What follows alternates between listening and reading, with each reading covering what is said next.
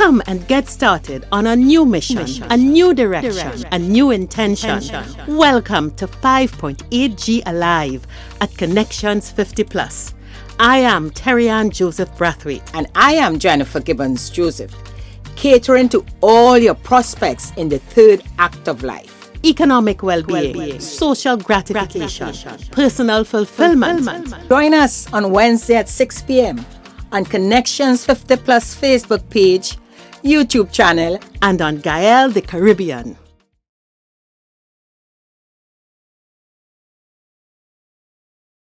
Good evening, 5.8 Jig Tribe. It is Wednesday. If you're on Gael, it is Monday. Welcome to 5.8 G Alive. I am Terry-Ann Joseph Brathwaite, one of the co-creators of Connections 50 Plus, which brings you 5.8 G Alive. And with me, as usual. Hi, good evening and welcome. And I am Jennifer Gibbons Joseph, the other co-creator of Connections 50 Plus. Terry-Ann, Well. So we have a nice show today with a beautiful guest. Yeah. And people, I'm back. Getting better. Still not back there. You see me in a different environment, but we live. So let's get into today's show. We are so excited. Folks, as mentioned, we have this special guest today. We have Maureen Joanne Bowen, who is a consulting psychologist, and I know you all are very familiar with this face. Now, the last two sessions, we did talk about being comfortable in your own skin. So we continue in that discussion, and with Maureen, we're going to be discussing emotional well-being. Maureen, thanks so much for being with us on the show again, and spending some time with us chatting on emotional wellness. Maureen, my first question to you is, could you tell us a bit about you in your profession? When we talk emotional well-being, what we really talking about? Right. Well, ladies, thank you so much for having me. Always a pleasure to see both of you. From where we stand in psychology, and certainly where I stand at this age, I think we're talking about balance between mental, physical, spiritual, and social well-being and health. Yeah. Now, when you talk balance too, a lot of people think that everything has to be 50-50, but it's not like that. And the journey that we're on suggests that certain will require far more attention. What do I mean by that? I mean that if, for example, you have familial support and you're going through a grieving process, the amount of support that you will get or you will receive will be very different, or would be very different from those persons who have a limited resource or no resource at all.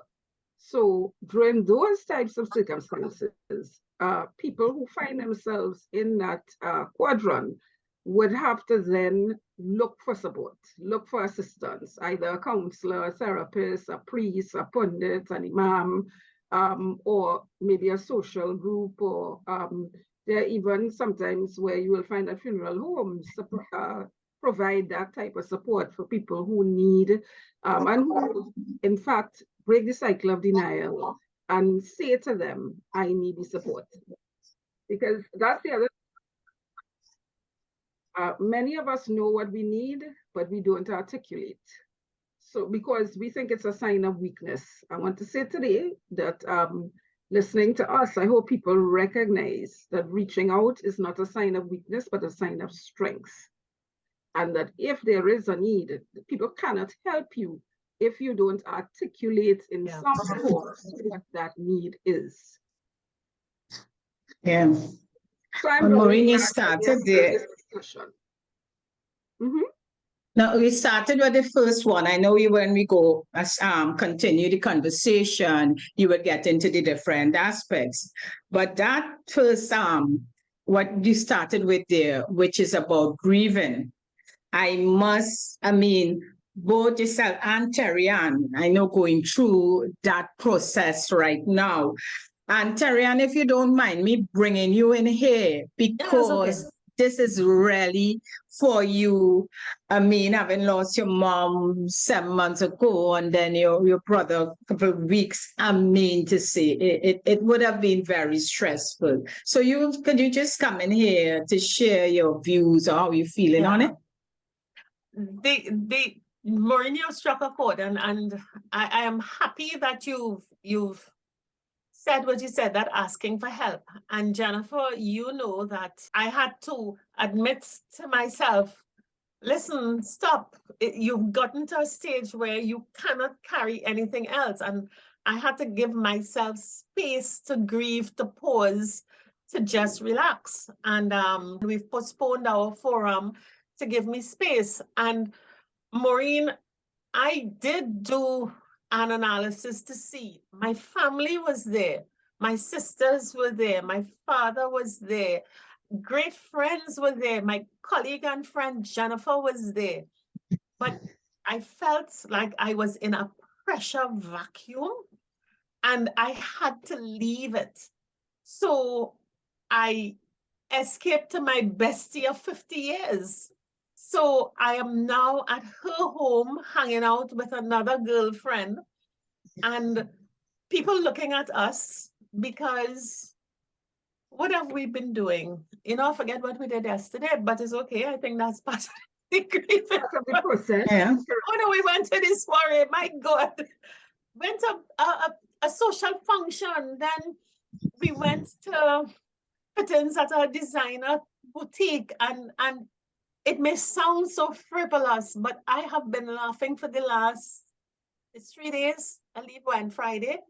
I've been laughing for the last few days, and just this morning when we were sitting, we got up very early because 3 of us are all in the house, and we share because each of us is going through a different kind of stress. One is having professional stress.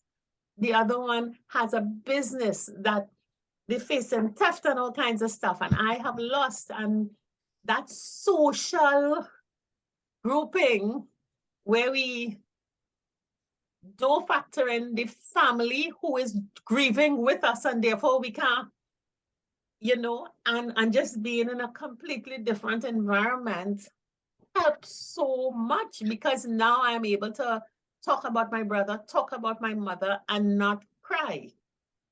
Right. But there is so much relief. So, and Jennifer and Maureen, you know, we do not give ourselves permission to first say, I can't handle it. And secondly, to do something about it.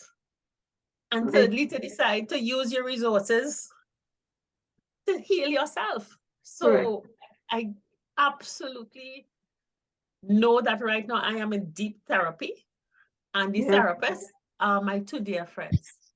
Yeah. And it is something that I check myself into. Yeah. Let me tell you something. And this is something that people need to start to identify with. You can't pour into an empty cup. You cannot pour, and I tell people this every day.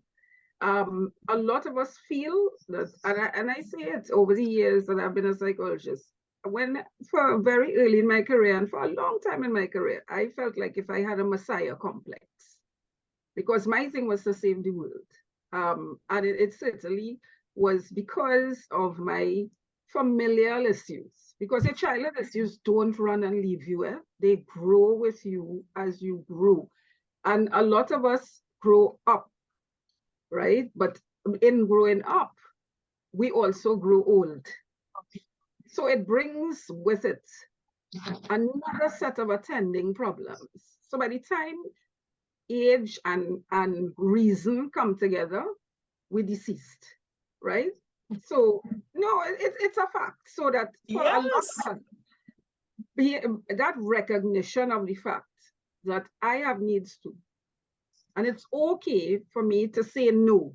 That was something that I never was able to do. Anybody call on me, I felt I had to be at attention, right? But if you're talking about mental wellness and mental health, which is what you are now experiencing, expressing, and even receiving, because you are not only receiving, you are also pouring into these persons who have been a part of your life for a very long time, because a lot of us too, we have acquaintances, but we don't build relationships. And that's the thing, you surround yourself with a lot of noise. But when you're talking substance, you're lost. You don't know where to turn, because people have learned to turn to you over the years. And somehow you always seem to have the right thing to say, the right type of support to guide them to. But sometimes God's put you in a place where you have to sit and be quiet and know that He just is us. And that, look, it's time to take care of yourself, because you're in the waving gallery. And ultimately, you're going to have to make some decisions about the quality of your life. Insightful as well, Terry-Ann, in what you're saying is the fact that as you pour into your cup, your job is not over. Every day that we get up, we have a purpose and a reason for being here, right? And therefore, what you are doing is restoration. So that when you get back to your family and your support network, you people are going to look at you and say, wow, you're empowered, you're driven. She's so strong. She's so... Yeah. But in fact, and in fact, the lesson for you, however, is that you don't drain that, taking care of everybody. So in other words, that thing about giving a man a fish is now no longer part of your script, as we all write our own script. But your script now is to teach a man how to fish. And as such, you are now going to be in a position where you can say, and I say it now at 7 o'clock, I turn my phone off. Whoever, there's always someone else. Yeah. But I need to have that time for me, and I have made that decision for me. And other people will gaslight you, or they might even say, but as a professional, how you could do that? I am a human being first. Yeah. I need to restore myself. I need to make my connections. I need to understand what is my purpose. And more importantly, I need to teach people that it's okay to not be okay. Maureen, I'll tell you something, and and Jennifer, you'll identify with this too. So my brother's, I left the country 4 days after my brother's funeral, the memorial in Trinidad. And the single biggest concern I had, of course, is my dad, who, and in fact, that memorial was also the interment of my mother's cremains and my brother. So his wife and his only son were going also. And he kept referring to me in the last few days as, you're my rock of Gibraltar, you're my rock of Gibraltar. And I sat him down, and he's watching the show, so it's okay. I sat him down and I said, I am no one's rock of Gibraltar. Stop calling me that. The rock has cracked, it's fallen into the sea, and I have to go and rebuild it. I am not your rock. You are fine. Now, someone watching me doing that, a 90-year-old man in a retirement home who lose his wife 7 months ago and now losing his son will probably think I'm crazy. But in being firmly honest, firmly and lovingly honest with my father, he just stopped. He looked at me and he said, you know, Terry-Ann, it's true. You really need to take care of yourself, because I need you. So please stay as long as you want to. I will be fine. I am happy here. I am good here. And a lot of people wouldn't be that honest with them. And my sons kept asking, so where exactly are you going and for what? Because I think they were accustomed to me going on specific trips for specific intents. Yeah. I'm going on this trip. I'm going on this tour. But here she is just flying off on a plane. And what exactly is she going to do? What is this rest thing? You have a bed home. We are here. We love you. We could take care of you. And I think, and I'll ask you this. People may look at it as selfishness, as a rebound, as craziness, or whatever. But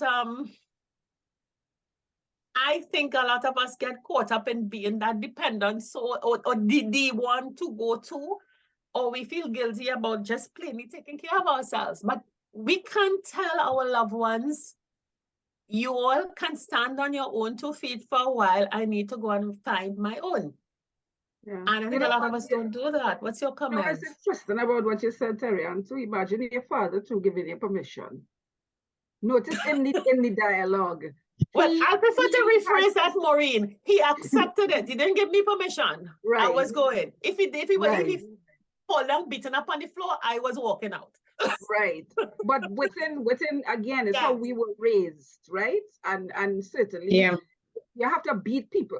It sounds, I mean, that's not what you're doing, but we're talking to a general audience here, and I say sometimes there are people who have to beat people into submission for them to realize, even though we speak in the same language, but remember that words mean different things to different people. And because we are at different juncture in our lives, where you could emancipate yourself and say, well, listen, I make my decision, I'm going. That may not be true for him, right? And so we also have to be respectful of the fact that, listen, it's not like I'm giving you abandonment issues, because there are No. some people who are accustomed to being abandoned. They have some people who throughout their lives, people have said, I would return and I will take care of you and whatever. And instead, the way they looked at taking care was to sign a check or send a bowl of fruit or send some flowers or have somebody else go to check to make sure that you're still here and you're okay, because they're always quote unquote busy. So it brings me to something that we need to always also be cognitive of, is that we need to be present. A lot of us are not present. We don't make eye contact. People will ask things like, how are you? And before you can answer, they disappear. Or are you looking good? Or the answer for you, you looking good. Think nice with you, man. Why asking you that? I think why asking me that? You understand? If you are present, and I always say to people, anytime you ask a question, be prepared to get an answer, and don't Stop and lock listen to the answer. Stop and listen. Wait for the answer. into a square that says I only have 2 minutes of my time, so make it short. I've heard people tell people that you ramble, that you tell me that already. Why are you telling me that again? So that is how a lot of us shut down. And a lot of us do not ask for help and do not engage in meaningful contributions or conversations. And a lot of us feel that people, they say they care, but they really don't care. But if you don't build those nurturing types of engagements and relationships and rapport, and also I feel that we have to, you raised it again too, which is a very good point. Expectations. We expect that in a situation like this, our family should be the resource, our children should be the resource, our husband should, but half of them don't know how to deal with that anyway. So luckily, cognition rather than emotion clocked in, and you decided exactly where you think you would get your support forward from. But more importantly, look at what you recognize, that they also need you just as much as you need them. So it's a symbiotic, reciprocal type of relationship, and that could only be strengthening on everybody's platform. Yeah. So it's a win-win situation. Maureen, I'd like to come in here, go back a bit to the grieving process. In many cases, and I say in many cases, where grief is concerned, to me, like the expectation or what we know, our culture, is like you almost have to be a martyr. You have to show suffering. You have to go all out, not to make yourself happy, not to do not to seek the help to get back and to be able to deal with the situation. How for those who feel that way, what would you recommend? What can you do? Because you feel pressured, you feel guilty. Like if you're going too happy, like if you jump on a plane like Terry Ann and go, you say, oh, she happy. I'm looking too happy. How do you, for someone, those who listening, how do you deal with that feeling if you are that person? Right. Well, one of the first things you have to do is allow yourself to be vulnerable. If you have to cry, cry. If you have to ask for an excuse and say, listen, I can't make this today, fine. If you need to speak to somebody, then you need to speak to who you need to speak to. You don't have to go to other people to get permission, nor do you have to look at how others manage their grief, because people manage their grief differently, right? Yeah. People manage grief differently, because I know, for example, especially in the aged, you will find that people, and males, predominantly males, and the statistics show it as well. They don't know about aloneness, and I'm not talking about loneliness. I'm talking about aloneness. Somebody to cook, clean, communicate, converse, take them where they need to go, pay their bills, whatever. So they usually size up somebody in their circle or in the church or in the social group or whatever who very much like their spouse. And next thing you know, they marry. Now the children very upset about that. They're saying, but were you trying to what, share our inheritance? Or you disrespectful to my mother? 6 months, my mother now go on and whatever. But what about the person who is living? He continues to live, he or she, because it happens on both sides of the spectrum. And if they need that kind of support, and you all have your life and you all already going on and whatever, why they must just sit there and wither away and be dead before they actually die, right? The other thing too is that a lot of us have to get into our authentic self. Who are you? How do you feel? We don't, I tell you, we spend more time out of our body, having outer body experiences that within ourselves, and nurturing and healing and supporting. If you ask a lot of people, like, what do you need? A lot of them don't have a response. They will hear things like, I've lived my life already. God has been good to me. My children are already. They know they have nothing to fight about because Maureen, you're so correct. Wow. But we're not talking that. I'm not asking you that. I don't want what you have. I'm not asking you. I'm asking you, what are your needs? You know, what's happening with you? What's going on with you? You don't hear things like, you know, I could do it a little tea party. You know, I feel that we could go in the mall and just walk around because I haven't had an exercise in a long time. I ain't stretched my legs. When you come and bring some soil, we could sit down outside and pot behind them plants. They look like they're starving, but you know, because of the security now, I don't want to be outside alone. You know, the first thing that people do, run and put in cameras for you. So that, right, well, you're not alone. Look, I'm watching you. Yeah. You know, so people, we have to get our authentic self and be very clear, because one of these things too is that young people, and we learn to listen as we grow. So I am not against them, and I'm certainly not saying that there's anything wrong with them. That's their stage of life. There's their journey. A lot of us, we're long-winded because we think people don't pay attention and they really don't care. So the minute you get anybody who would listen to you, you ever notice that we don't know how to end a conversation? We know we want to finish. We know we have something else to do. We know we want to leave, but you're hanging on because somebody actually listening. wants you today. And you're talking from one thing to, you know that, Jen? I call you and I'm talking from one thing to the next thing to the other thing.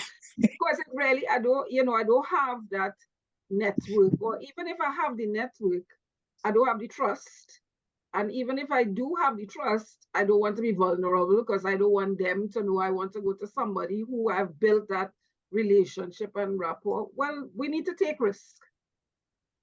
As they grow older too, you have to take risks because you know about failure. You know about disappointment. You know about deceit. Yeah, but at the same time, if your spirit leads you to have a conversation with somebody, always remember that a lot of that reaching out is not only for you. Sometimes you will hear people say, boy, God sent you for me today, yes? Because where I was, I didn't think I could live through today or live through this experience. It's really good to hear you. And you call them for something you wanted it. You know, the other thing too is that you have to be pleasant. I find that as you age, you're always looking like your face set up and like you're saying you want people to be around you, but you're not making yourself as someone that people would want to be around. Because from the time you appear, problems coming with you. Why? You could actually smile and we have spaces in our teeth, whatever. Nobody watching that. You bring a ray of sunshine, a ray of hope, and you just start creating that environment that you need, but also that you can share with others. Because I think for a lot of us too, we don't realize that we nurturing the universe. And a lot of the people you touch, you may just never see them again, but you would leave something with them that they would be able to sow into other people, and certainly grow. I've seen a lot of, for example, my students, they're far more academic than I are. They're in key positions. And, I would meet them and they would say things like, Miss, I tell him my grandchildren, because I would have taught generations of people after grandchildren. I tell him my grandchildren, some of the things you told me, and that's mindful. It's meaningful, but it also makes you realize that your living wasn't in vain, and it's not over yet. So for a lot of us too, we have to move away from it's over and continue on this journey, open this space, not me now. I don't know, I can't make that again. I mean, you can't make that again. Have you tried? Not me now. I seen all my friends dying, and I need to prepare for that, I have friends who, and okay, that's good for them. They have already gone to whichever home and made their arrangements and pack up the clothes and tell you which side to put them on. Hell flicking, no, not me. Right? When that time comes, my son will have to do what he has to do. And if he don't know, he'll be guided accordingly. But for now, I'm living. Yeah. And I'm living abundantly.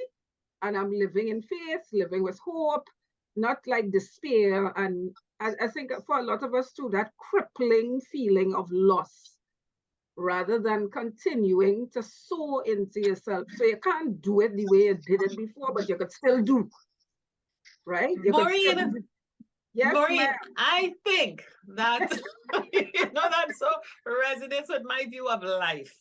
Because I think that giving up is a warm, fuzzy, people think it's a warm, fuzzy blanket, but it is really a dark, hot, moldy tomb.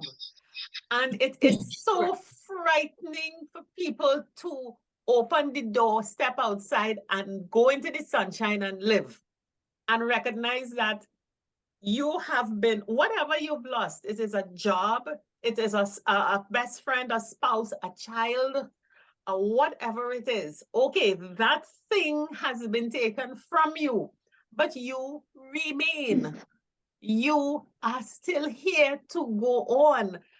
And it's, I think it is so comfortable and easy for people to make the excuse to, I shouldn't say make the excuse, I might sound callous, to just avoid and say no, and oh gosh, and when there is more living to be done, and you don't have to jump up and do cartwheels, as you say, go outside and fix the plant. That's what Jan. Do some pottery. Yeah. Reach out to a friend, even someone who the neighbor always say, why is that choice to shrink back into darkness and mold? I call it mold because it is a suffocating place for me, rather than to step out into the sun and breathe and get oxygen. Why is it so comfortable to go there for so many? Because the way we were socialized was to take care of everybody else and not take care of ourselves. From small, a lot of us. But it's not either or. You could do the two. Or is it that we not? Nobody told us that. Nobody gave us permission to do that. Yeah. And even as we grow older, we still have responsibility for our children and our grandchildren, and in some instances, great-grandchildren. But I always say that responsibility is by choice. But some people feel that that is their purpose in life. That is just what they put here to do. And that's how they will be remembered. You have to choose you over all else. And that is not selfish, it's selfless. Because everybody running their own race. We all run our own race. And let us take what you are just saying there, Terry-Ann, to even a minute, a microscopic level. You're talking about loss. But loss of mobility is a big issue for people our age. And we talk about, if you don't use it, you lose it. We know that, right? So well, I'm not in the category of the exercise, and I should be, because I'm told every time by the physiotherapist, by the doctor, by everybody, my son, everybody, right? But the thing about it is that, what triggered for me to be able to start doing that and to watch what I eat and to certainly improve the quality of my life, not the length, but the quality of my life, was the fact that I love to cruise. And when I look on cruise ships, I see people with motorized scooters. Walker and cane. Hello, you're not missing out on nothing. Nothing. Mm-hmm. So I tell myself, wait, so I didn't come here to sit. So I may not be able to do all the excursions or whatever, but I am able to walk the port. It might take me an hour. So I tell the young people, all you go ahead. I call it myself, I am getting there. But that has to be a conscious decision of you. So I'm hoping today, even in this conversation, that people prioritize themselves and make these little steps, because people are looking for milestones. I'm not looking for no milestone. I'm looking for incremental changes in the quality of my life so that I am able to enjoy whatever I do and enjoy it to the fullest. So, for example, too, you talk about that. I am diabetic, so I would need a scoop of ice cream. But there are times when I can have some, and I enjoy it thoroughly. It is not like I say, "Oh God, boy, I'm really missing this." So I have to buy a phone. Because I'm savoring the moment, and in those times, I don't want to be talking to me and telling me thing and watch this and that. Listen, I sit down with thing. I sit here, I have my little tea and whatever, and my little sliver of cake. But you have to make that conscious decision for yourself, and you don't need a whole set of people, and you don't need it. You just need yourself. You need to give yourself permission. You need to validate your existence. You need to live within your limits, because that's another thing too. I did all that before and I had a great time. That is probably what took me to where I am today. And I don't deny that for a moment. But this is where I'm placed now, but it doesn't mean that life has stopped. It's just that I'm doing life differently, and I'm not asking anybody permission. I don't want anybody validate. I don't want nobody mirror me, because that's another thing I tell people. I never, ever wanted to be a role model for anybody, because I make too many mistakes in this life. I prefer to mentor people where I share the things that have worked for me, and I share structure and strategy as to how they would have worked. And if you would like to take a page out of my book and try to modify that and make it even better than I did, then I've done my job and I'm content with that.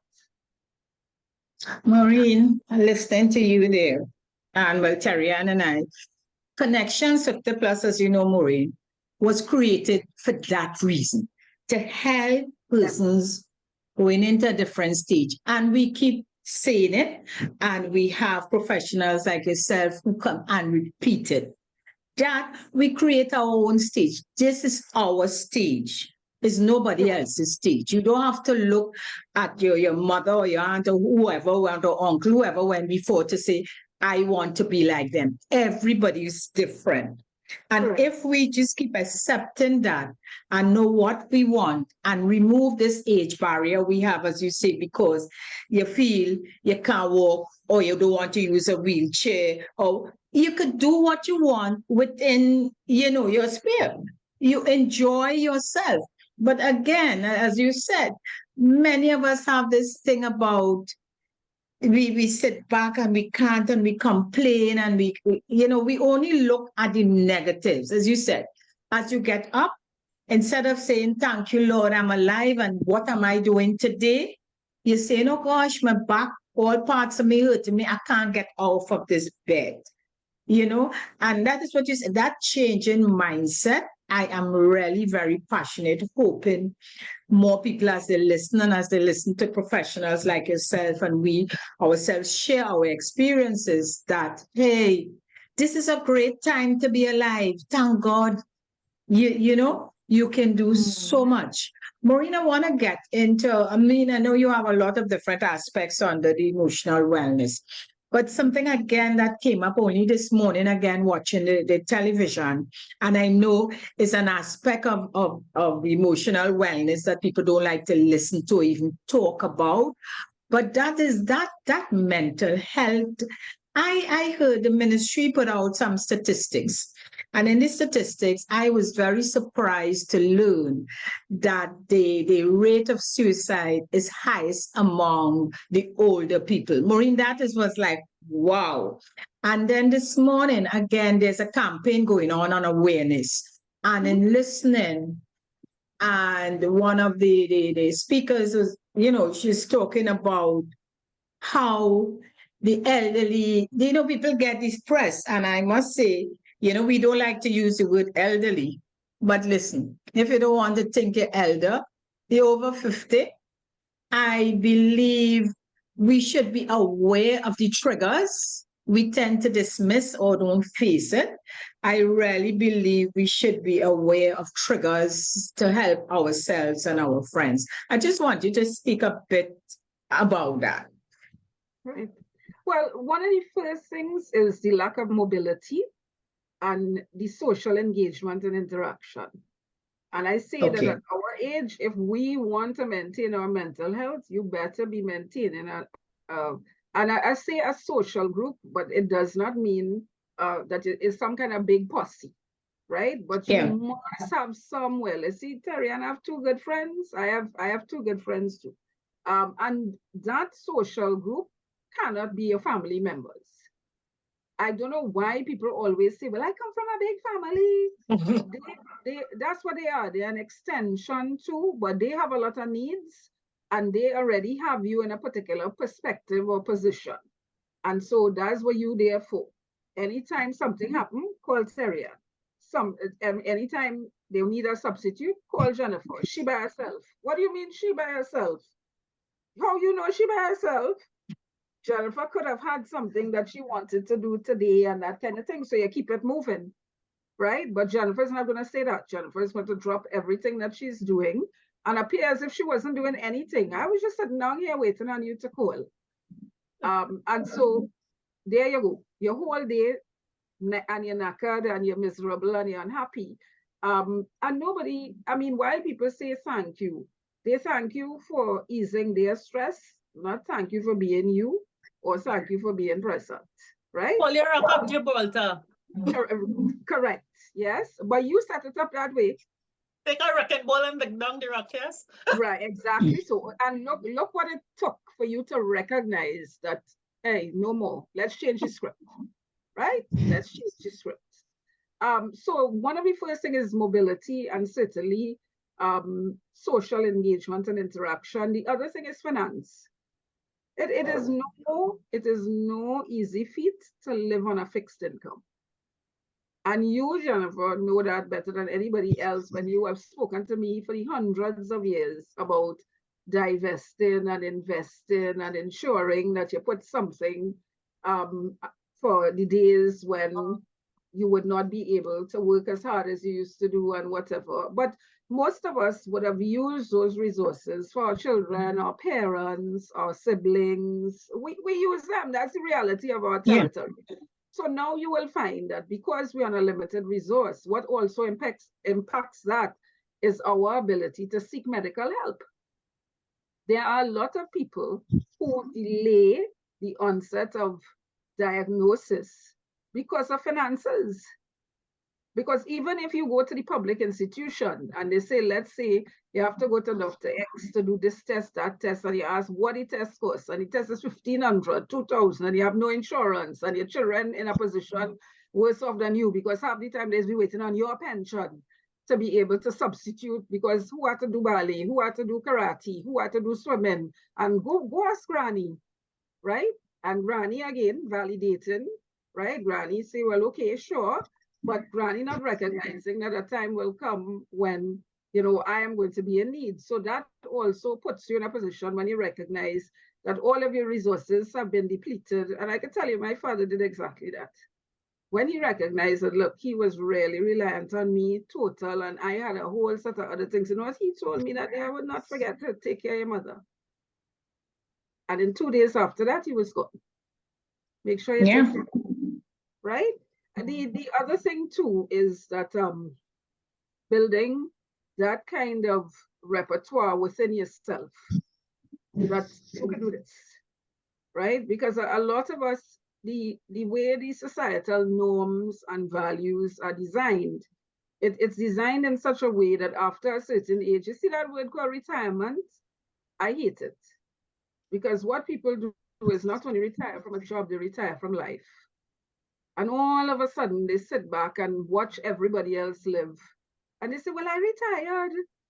And people say, you know, well, you should be happy. You don't have a job to go to. But who said that my life was only designed around a job? I should have been, in the days when I had a job, be doing other things, so that now that I no longer have to go to that specific place, I have other places to go, people to see, things to do. Other thing too that impacts us as well is the fact that a lot of our support network is dying and leaving us, right? Because we all have people in certain quadrants for certain reasons. Your head hurts you run to your mother. You run short of your money, you run to your father. You know, we have those resources, Tanti, Auntie, Nenen. Then we have, some of us are even burying our friends. In the past 3 years, the number of friends that I have buried, I was beginning to get a little worried. I was worried from the point of view that when I look at these young people, if there's nobody to sow into them, when is their turn to take care of me, what the hell gonna happen here? Well, you know what? I say I live in all that, outliving all that. It have none of that. I keep in my mental health, I keep in my faculty, I keep in my money and all, because I find they like to count your money for you and tell you, I find they spend a lot of time on Amazon. I hear my son tell me that all the time. He said, them bills that a box come here for you today. I said, Anne, but everything is Amazon. Get off your bed. Go and take some exercise. Do something, because I find you, oh, how you mean you find I spending? But a lot of that is because we have to rely and trust somebody. And you're also teaching your children that when their turn come as well, how they are going to take care of themselves and their children and their families. So you don't only learn by what you say, you learn by what you do. So for a lot of us as well, we don't have that in our head, that, look, we have to continue to design a kind of instrument that will work for us at this life.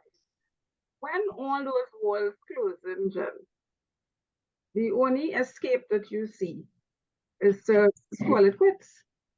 Because you see yourself as a nuisance, you see yourself as a problem, you are not able to form part of the solution, you are no longer the person that everybody relies on, you never built anything for yourself that you could rely on you until your demise. So then you hasten your demise, you start to give away your things, you start to not take care of your physical and mental health, you start to isolate yourself from other people, your hygiene runs into problems.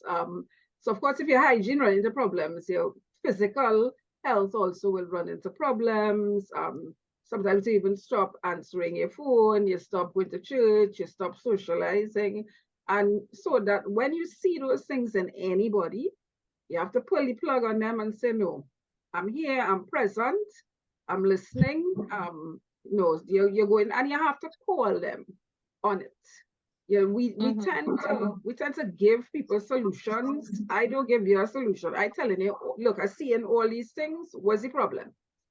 And if this is, you say this is your problem, then what kind of support do you need to be able to get you out of that? Because you have to do the work. That's the other thing too. I think that for a lot of us, we don't realize that even though you may not have a job to go to in terms of economics and finance, you are now your own job.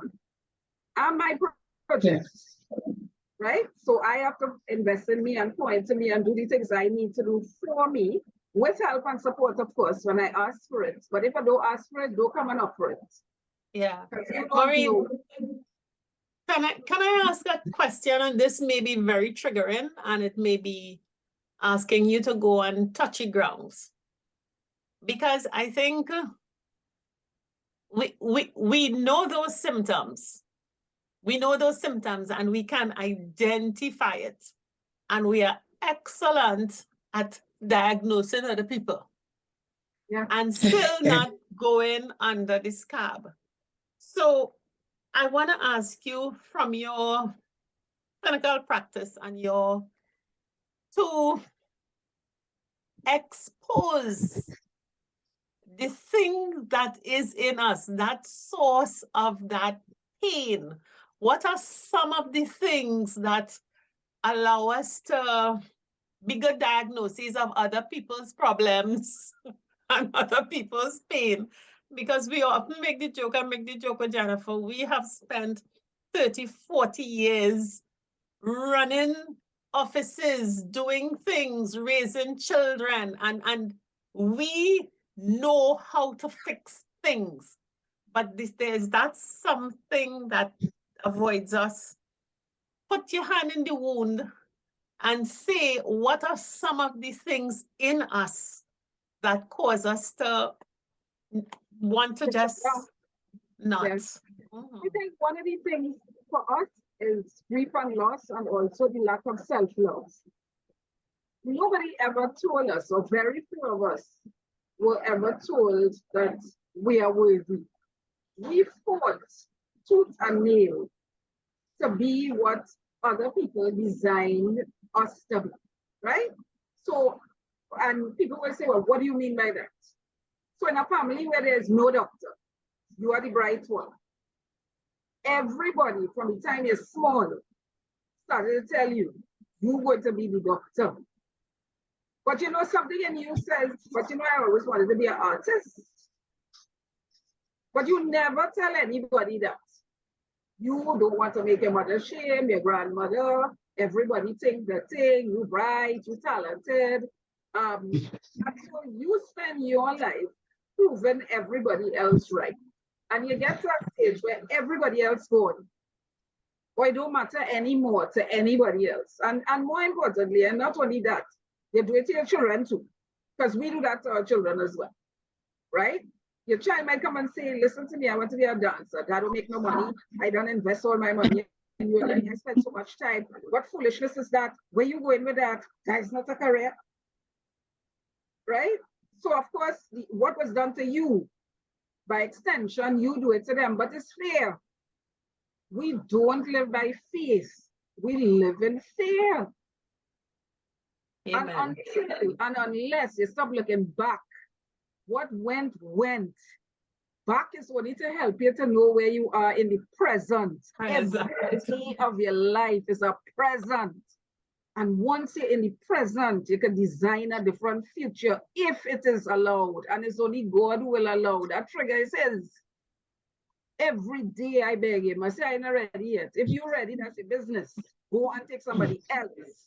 But I still have X to do, Y to do. And he know already. I know I only say that to give myself blessed assurance because Jesus is mine. I know where I go, right? But when he was his laugh and say, you again, move on, right? Because you know what you know, right? But a lot of us don't have that self-assurance. We don't have that confidence. We don't have that belief. We don't know how to exercise self-love. We also are always validated by the people who are around us.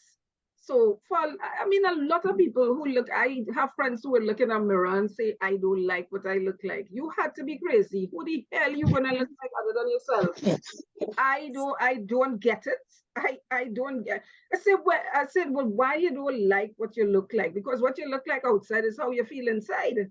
I don't know what I see it when it comes to me, but I know I see it when you have so much confidence. I do not have any confidence. I am just as you are, but what I am doing is empowering myself to face whatever this journey prescribes, because I am not in control of the journey.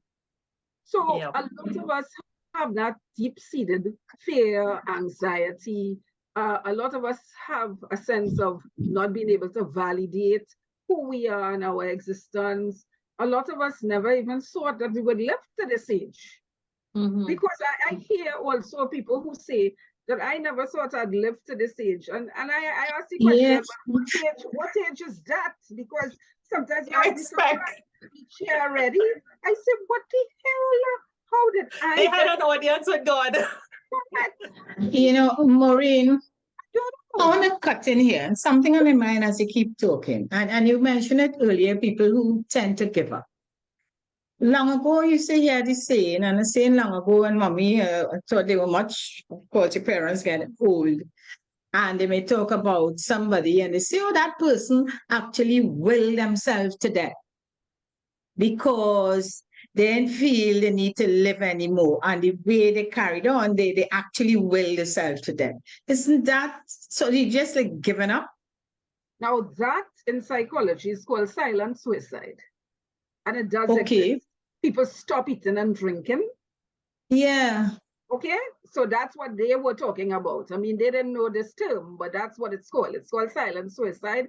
And some people also engage in euthanasia, and there are countries in the world who allow you that self-assisted death because they say that you want to go with your dignity because you have different health challenges or nobody to take care of you and whatever. That again, that is Vanity.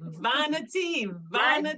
People just don't want to shrivel up like prunes, and we're going to do it. Vanity. Right? Drop. But when you go into deep depression, depression leads to that type of thinking. Yes, but the thing about it is that, and again, I want to say that let us be clear: depression is a diagnosable illness. Okay. It's totally different. And I hear people say that I'm depressed. I said, no, you're in a mood, right? Because moods are things we could fix. I feel so now. But if you tell me you're depressed, then I have to say, which psychiatrist did you speak with, and what are the medications, and what is the therapy that they have put you on to allow you to find the mind and mood balance? Because that's a hormone imbalance, and therefore something is clinically wrong. So anytime you use it, and that's why I stay away from that, because I'm not trained. I am not trained in that area to diagnose. I could recognize that people are experiencing anxiety, and I can recognize that people are in a mood, and I can recognize that people are isolating themselves. All these are triggers that says, look, this could go in a different direction, where you would then have to see a psychiatrist and be medicated, or see a clinical psychologist and get the support that you need. But all of us have moods. Every day you wake up, you're not the same, but recognition is important. Breaking the cycle of denial. Now, there are days when you will, and I have felt it, that I feel I could stay in my bed all day. And I'm not staying there because I'm sad or depressed. I just have not yet figured out what I'm going to do with the day. And if it's rest and restoration and just wanting the quiet and silence of the day, then that's my choice. I've made that choice. But certainly in so doing, I tell a lot of people, I have a notebook next to my bed and I'll roll over and start a journal, or I will jot down some points. Nothing, no big set of nothing. And it might just be that I'm mapping out what I'm going to do tomorrow, please God, as I get out of my bed. But I know I'm going to get out, right? So I'm structuring how I am going to get out. But if it is, I have a friend who says, look, I've been in this bed for the past 3 days. And I say, well, what's wrong with you? You're sick? What is happening with you? Are you medically ill? Or I haven't heard from a person. And I call and say, Gil, I'm feeling so down. I've been in this bed for the past 3 days. I say, well, you better bathe and get up and present and shake up. Where we going? Well, a person for you. Right? Those are the kinds of things. A person for you, or a person to check you. Oh God, yeah, me, hey, get up and get. You know, I like to drink XTYT, a person. Let me just, and sometimes we end up sitting there talking whole day about nothing and everything. Right? But you have to, there's a way in which you have to ignite that kind of feeling in some people, because they can't, every day you can't light your own fire. Maureen, what you just said, we need to ignite. That is so critical. And that, I believe, is that weak link within our, as we say, the 5.8G. Because we tend to, and I'm saying we, all of us, we tend to sit back and you mention it and give up. So what I'd like to tell our audience now is, you see that what Maureen said, we need to ignite. That's exactly what Connections is doing with our upcoming forum, which is 5.8G Reset. And of course, we didn't tell you before, and that's why we have Maureen as the guest with us today, because guess who going to be on this Reset program with us? Maureen Joanne Bowen. Could you imagine? So, Maureen, so we just chat a bit now about this upcoming forum and why you should really attend. And it is an online forum. Yes, Right. Maureen. So I firmly believe there's much to be achieved in small group interaction. And especially, I like the way you all do forums because it's in a safe, confidential environment. But more importantly, too, you're all classy. You all always have something else to offer and some other spin. So a lot of people think that you just come into a normal sit down, hear somebody drone on and on like a professional like myself, and you ask one or two questions. No, for you, the way in which this is going to work, which is exciting, is the fact that people are going to meet new people. And part of what is happening in our journey at this point is, as I said, we bury in a lot of people that we know, so we can well add some new people to our repertoire. The other thing too is that you're going to be meeting new people who have different dreams, goals, visions, who probably would be excited about things that you are excited about, but you never had the opportunity to explore. And here's somebody who is of your age group and dispensation who is saying, well, look, I've done this, and this is how I've done this, or even that I'm doing this. Would you like to be an active participant in the things that we are being exposed to? The other thing too is that in these types of forums, the small group as well, you could build trust.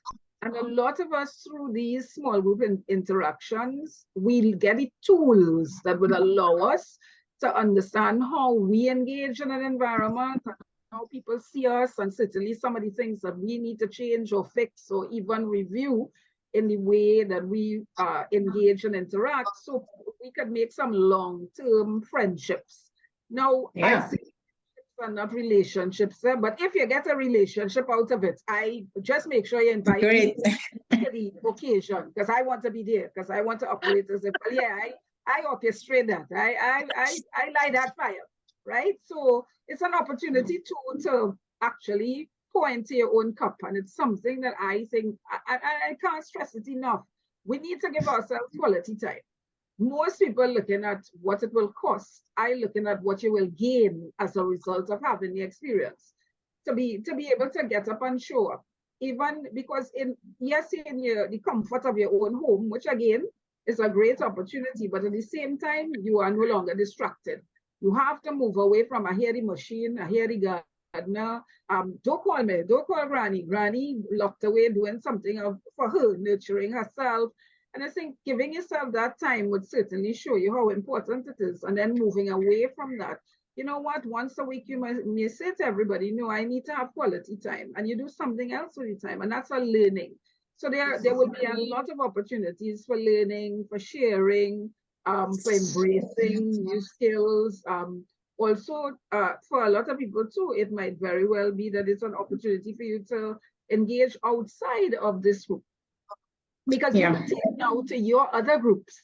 I went to this thing and the experience I got was tremendous. And the kinds of learnings, I think that the next time this is offered, you know, some of you should come along and that kind of thing. And you can actually sell it, because I always say that we as professionals, we think that we put our best foot forward. And in a lot of instances we do, but we don't understand the temperature in the room, and we don't cater. We think we know. Whenever I do anything, I always operate from the premise that I don't know anything. You tell me what you need, and therefore I will service you in that direction, right? So it's not a question of a feather in my cap, a trophy for you all. It's a learning for all of us, and certainly it's an opportunity for us to get together and to join our resources, because that's another thing too.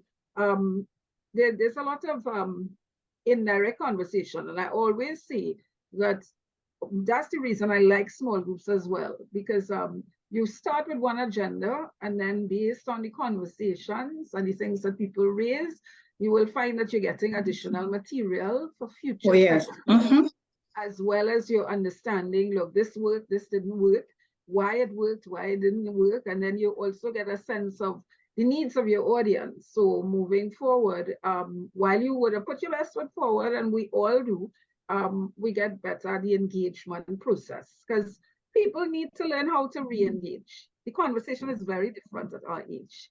And these groups give us the opportunity to test the waters, to re-engage, to rejuvenate our souls, and certainly to share with others the need for them to get on board as well and to participate actively. Because a lot of us are passive participants. I just love human beings. They're not doing anything for themselves, but you do it and everybody could critique it. But Beautiful. nobody would start, and that's what this group does. This group allows for us for you to do your own sketch, right? And we're gonna give you tips and give you the support and send you in the direction of the areas that you need to help to build whatever you choose to build. That's how we ignite or reignite that fire in you, and then the sky's the limit. You go and pass it on to the next and the next and the next, and great, we would have done our job. And so, Maureen, that would be an exciting forum. And folks, remember, we had changed the date. So the new date is on Friday, the 21st of July. It's online. It's from 5 to 8 p.m. And the cost is only $200. So yes. TT. And that's TT. So we are open, and it's very, very simple. You just give us a call and we register you. And we send you the bank information to pay online. And basically that's it. Yes, Taria. So, Maureen, we want to thank you so sincerely for this is a great welcome back for me. And I want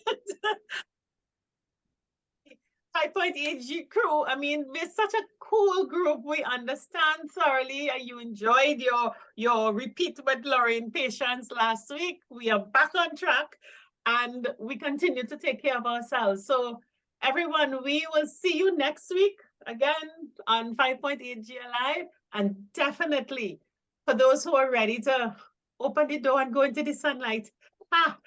See you on July 21st with Maureen Bowen. So have a great rest of your week. Bye. 50 Plus Tribe, and follow us from Trinidad and Tobago and the Caribbean. Thank you for joining us on this Connections 50 Plus 5.8G Alive show. We hope you enjoyed the lively conversation and look forward to seeing you next week. Don't forget to like our Facebook page and subscribe to our YouTube channel. We really love getting your feedback. Bye for now.